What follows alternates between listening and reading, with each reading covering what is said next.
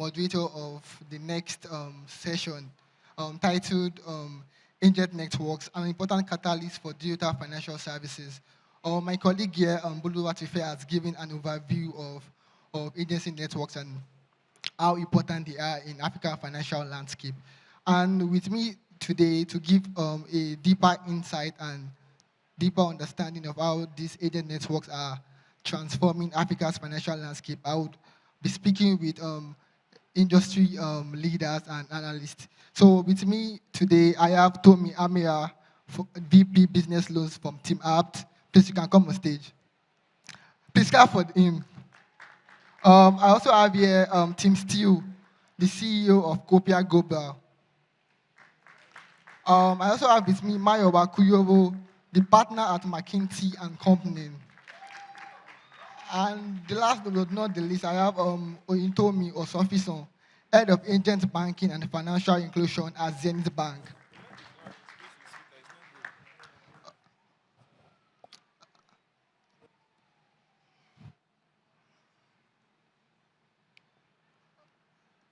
Thank you guys for joining us today.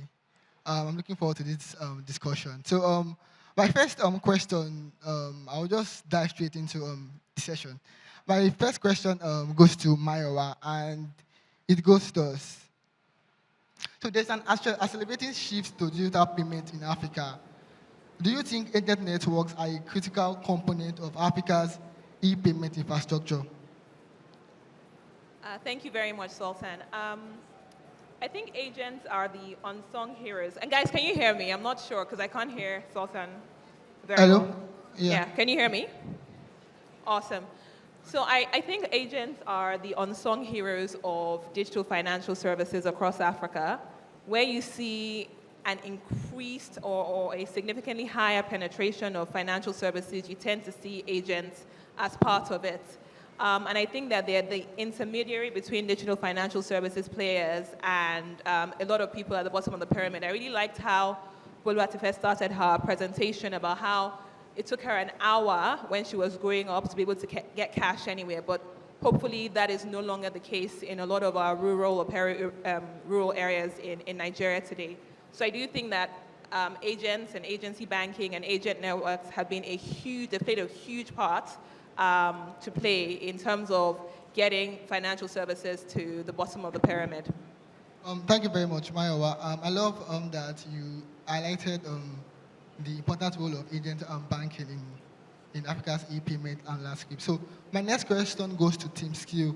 So you have been operating in Kenya for a while now, and you're a well-known platform. So do you think you are missing out on middle class by exclusively focusing on low-income customers?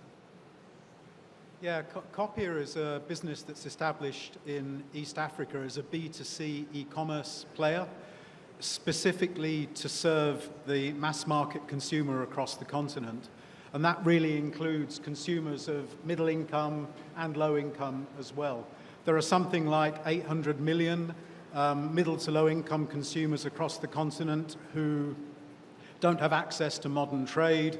They don't have access to e-commerce because their wallet size is small, they can't afford smart devices, they can't afford data, they live in remote, hard-to-access locations.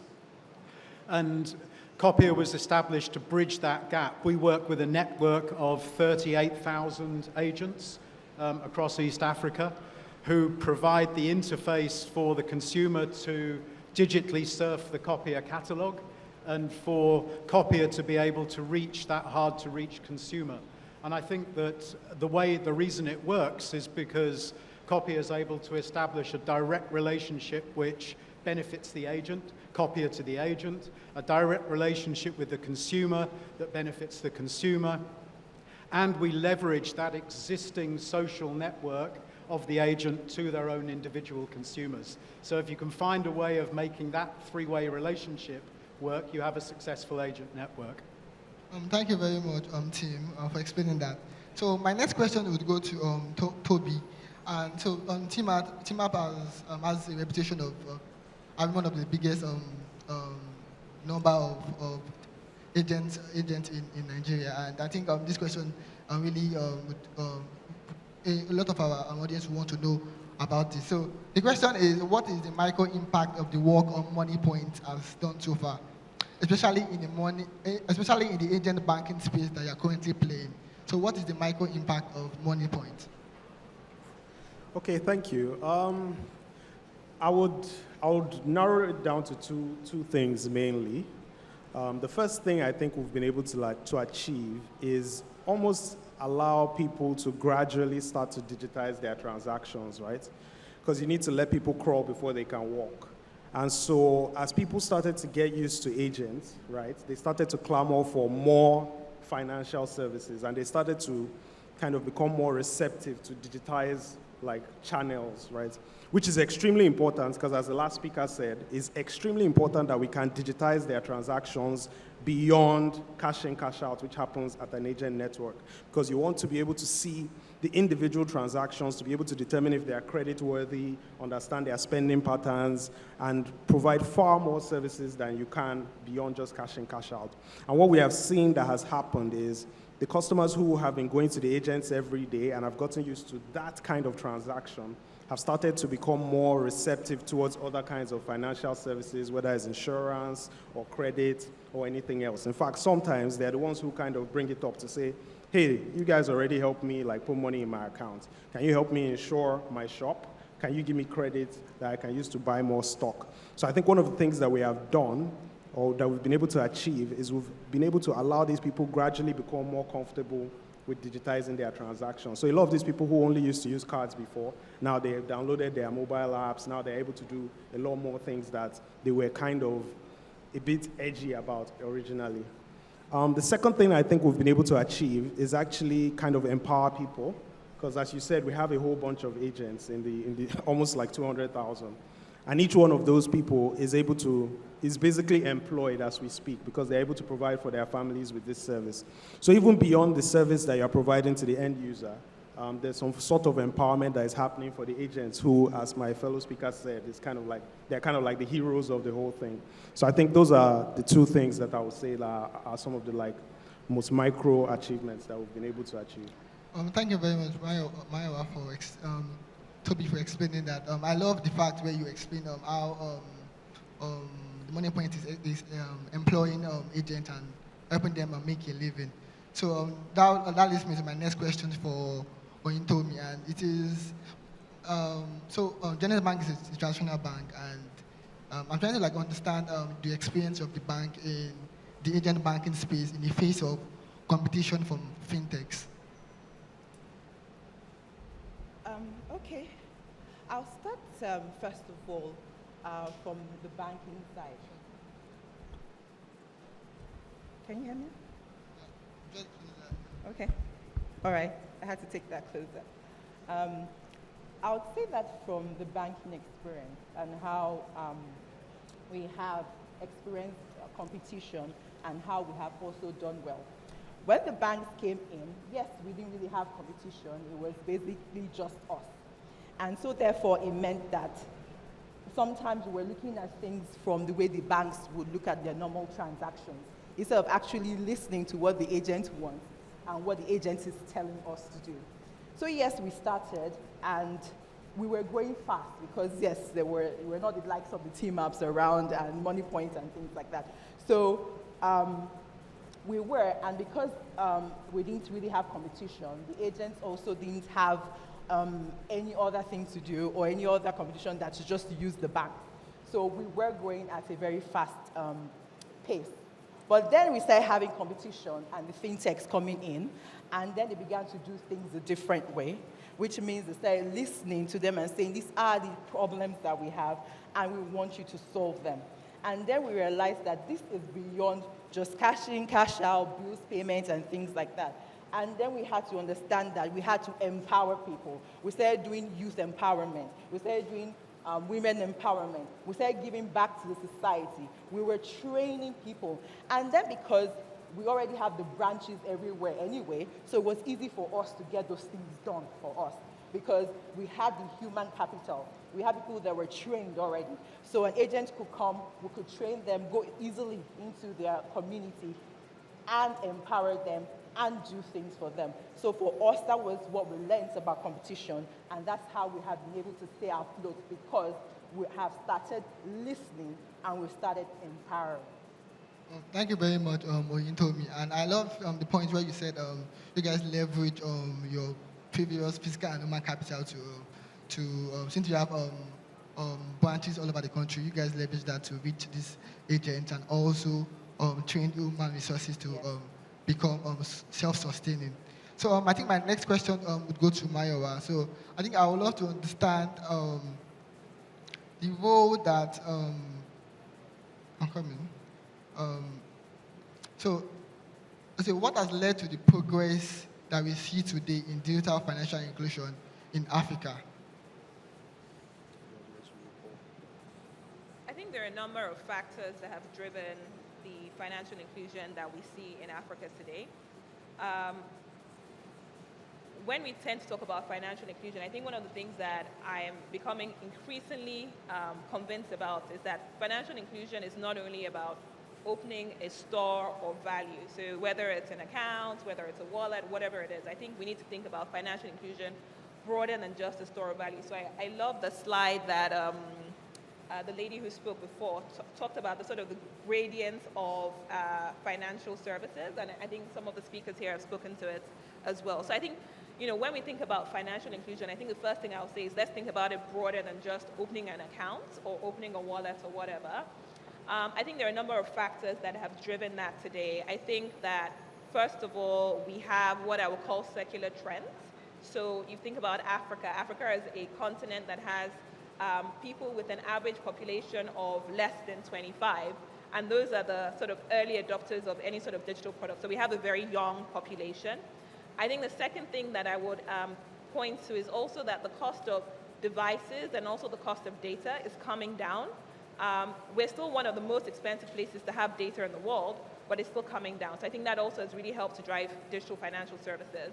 I think the third thing that we've seen, people don't like to say it, but also the role the regulator has played. So across actually the continent, I think one thing that is very, very common across a lot of the regulators is this drive to actually, one, remove cash from the economy, but also to drive financial inclusion. So I can't tell you how many conversations I've been where how do we drop down the rates of financial exclusion in our countries is top of mind for the regulators. And then finally, I think another thing that I will talk about is also the innovation that we see in the space. So we've had so many different startups, so many different, and in some markets, banks are also fast followers, but we've had so much innovation in trying to think about how do we drive financial inclusion to the bottom of the pyramid. So those are sort of 3 or 4 examples, or four causes, I would say, that have helped to really increase digital financial services on the continent. Thank you very much, Mayowa. So my next question goes to Tim. So I want to understand the achievements you've made with Copia, and how did you make this achievement? What are the reasons behind your success at Copia Global? Yeah, building agent networks is actually quite hard.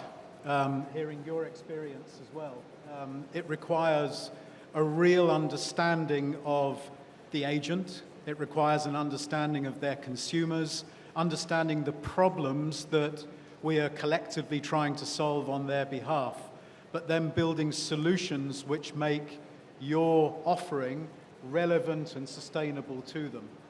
What we've found is that it takes time to do that, and you consistently need to be able to iterate that understanding. You also have to build a methodology of recruiting and managing and developing those agents, which is robust, highly scalable, and highly efficient, because you cannot have armies of people on the ground. It's just not economically viable. So we've built an agent network that is 81% women, serving millions of customers who are 75% women.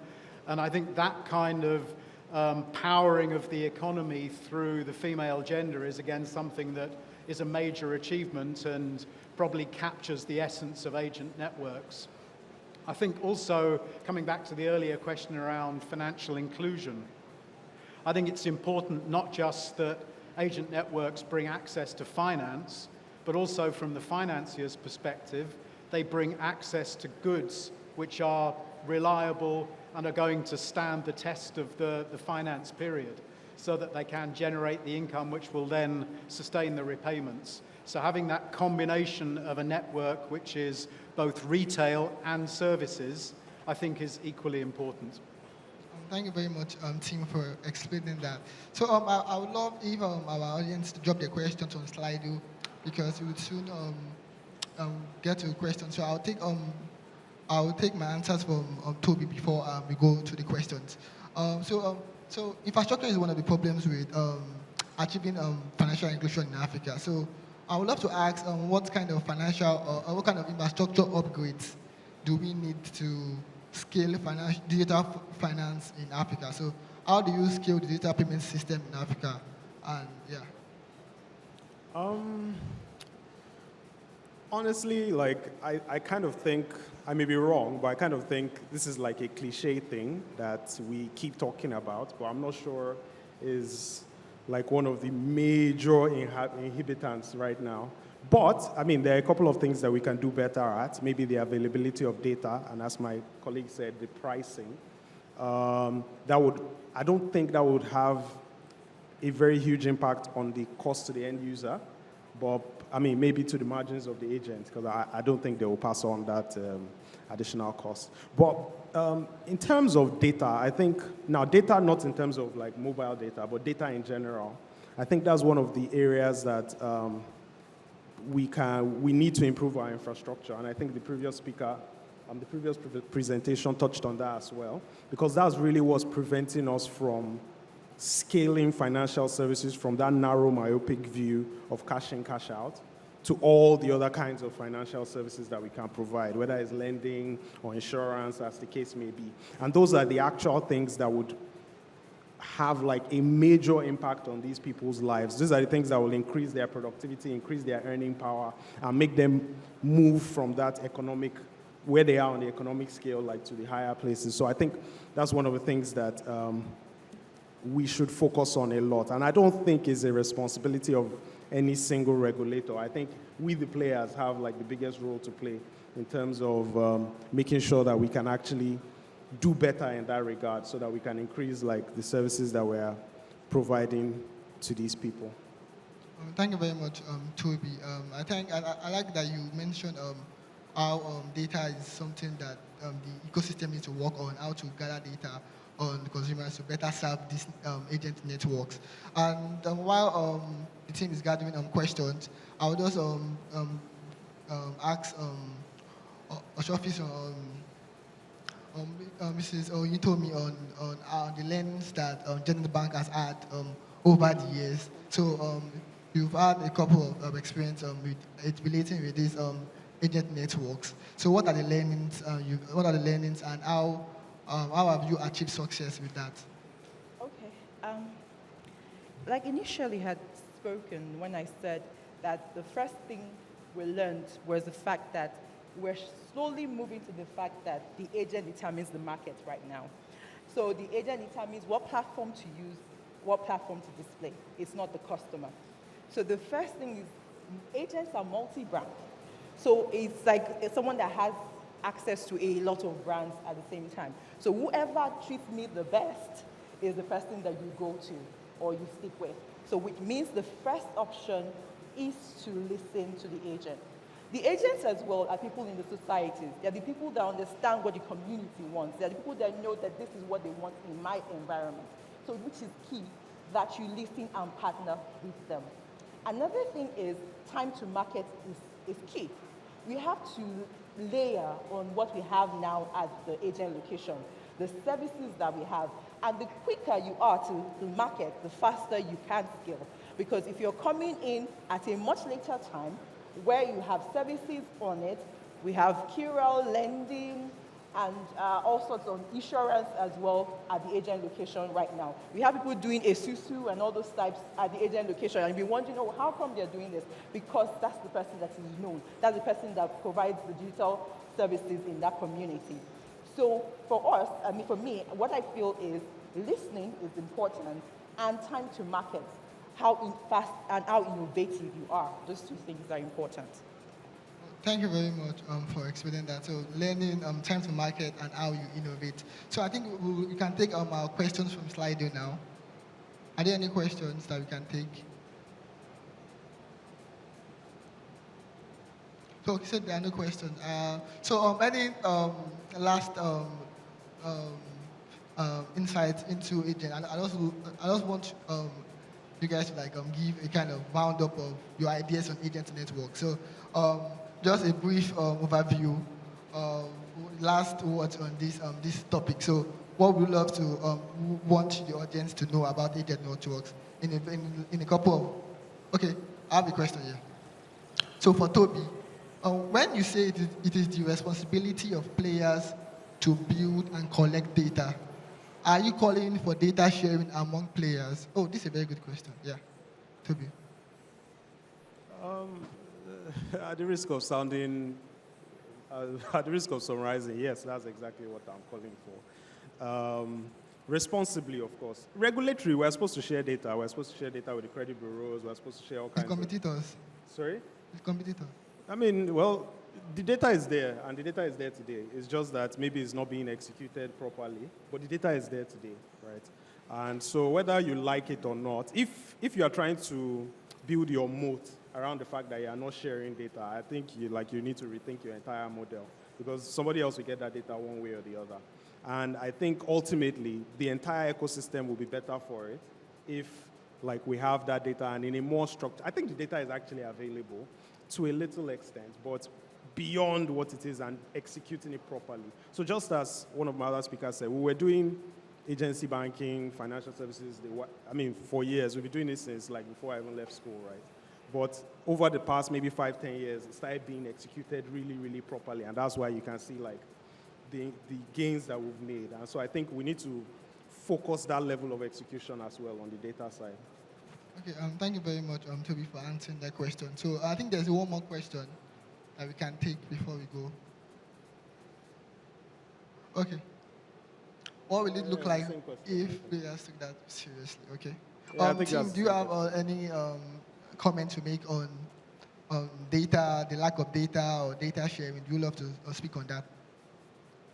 Yeah, I mean, clearly, I think one advantage of agent networks that are going to a consumer who was previously unreachable is that you start to create a pool of data that just previously didn't exist. Data is very powerful. It obviously needs to be guarded carefully, but data used wisely can unlock crediting decisions, it can unlock product targeting decisions, all of which can benefit the consumer. I think one key way that Copia looks at that is in the way that we seek to build partnerships. We see ourselves as an organization that's built an agent network, created access to the consumer, created a logistics and distribution network that allows physical goods to reach the consumer. What we're not good at and where we would like to extend the offering to the consumer is in financial services. So if we find partners with whom we can share mutual benefit and provide value addition to the consumer, and that, I think, involves a considered and careful and legal way of sharing data, then I think that's an extremely valuable way of adding value to the whole system. Oh, thank you very much, Timmy. I love how you explained how data can help unlock value for customers and consumers. I think, okay, there's one more question. Okay, Tim spoke to going and managing agents. How can agent loyalty be practically achieved? Tim, begin for you. Yeah, I can speak reasonably knowledgeably about this because we have something like a 96% retention rate on an annual basis of our agents. And that's because I think, firstly, of the level of understanding that we build up of what literally turns agents on, what makes our business valuable to them.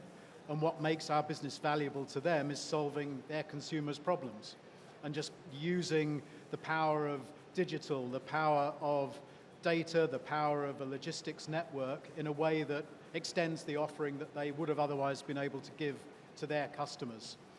I think it's also about finding ways of providing benefits. We have a program of agent benefits that steps up the more successful they are within within the Copia organization, and that leads them to extend their performance. We have a referrals program, which means that they benefit when new agents become more successful. So it's a whole series of small things executed in parallel that I think then provide an offering that's compelling.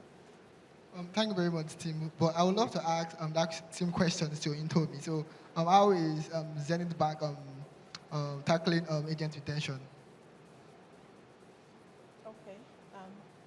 I think, but that's agent loyalty. That's what you're asking, right? Yes. Okay, because I couldn't hear very well from here. It's bouncing, sounds bouncing back. Okay, so agents want a good network, first of all. If your network isn't working, you can't get that. So the first thing is that your network must be stable. Processing transaction must be fast, you know. And apart from that, as well, the services that you have on your platform as well also determines that. And how fast can I get resolution if I have a problem or a challenge? You know, and that's why you see that the banks are doing very well when it comes to that, because you have quite a lot of branches around already anyway, where you can quickly go in or call or do any of those things. And apart from that, a reward system. Because if I decide to be with you, it's not like I don't have A, B, C, and D to go to. If I decide to stay with you, then I should be rewarded for staying with you. So we have that reward system as well to say, if you do this with us, then I am going to reward you for choosing to stick with us. So those are the things that we have done. Thank you very much, Oyintomi, for sharing that. We have come to the end of the session.